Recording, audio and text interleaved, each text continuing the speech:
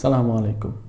Logic গেটের ধারাবাহিক পর্বে এবার আমরা আলোচনা করব সর্বজনীন গেট সম্পর্কে। দেখো, কথার ভিতরেই কিন্তু একটা বিশেষ ভাবমূর্তি আছে, সর্বজনীন, যা সবার নিকট গ্রহণযোগ্য। তো এটাকে যদি আমরা একটা উদাহরণ দিয়ে বলি যে তোমার কাছে ধরো 5,000 টাকা আছে, তো তুমি সেই টাকাতে কি যে কোনো মুদির দোকানে যাও, তোমার প্রয়োজনীয় জিনিস কিনতে পারবে, অথবা অ্যাক্সেসরিজ কিনতে পারবে, অথবা ফ্যাশনের দোকানে গেলে জামা কাপড় যা ইচ্ছা তাই কিন্তু ক্রয় করতে পারবে।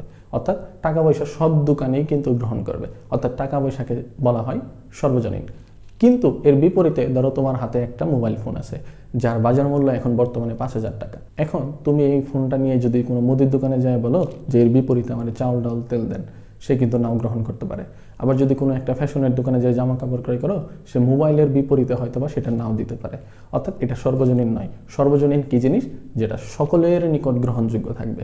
তো আমাদের আজকের পর্বের আলোচনা হলো এরকম সর্বজনীন গেট।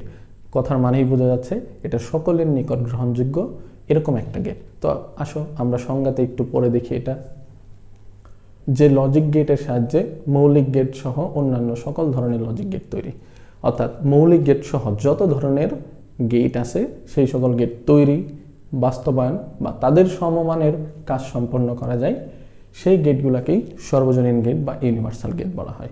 তাহলে আমরা কি বুঝলাম?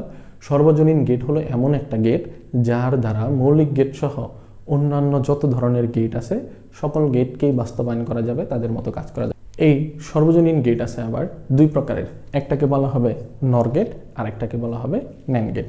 নর গেটের কাজ হলো যৌক্তিক যুগের বিপরীত করা, ন্যান্ড গেটের কাজ হলো যৌক্তিক গুণের বিপরীত করা। আমরা এর পরবর্তী ক্লাসে এই নর গেট কি, এর সংজ্ঞা এবং সার্কিট সহ ব্যাখ্যা বরাবরের মতো ন্যান্ড গেট কি, তার সংজ্ঞা এবং তার প্রমাণ সহ দেখাবো ইনশাল্লাহ। আমাদের পরবর্তী ক্লাসগুলা খুবই ইম্পর্টেন্ট, কারণ আমাদের প্রশ্নে আসে নর গেট দ্বারা অর গেট বাস্তবায়ন করো, এটির সর্বজনীনতা প্রমাণ করো। নর গেট দ্বারা একটা সমীকরণ বাস্তবায়ন করো, হাফ অ্যাডার ফুল অ্যাডার বাস্তবায়ন করো, অথবা ন্যান্ড গেট দ্বারা। এই জন্য এই পার্টটা খুবই ইম্পর্টেন্ট।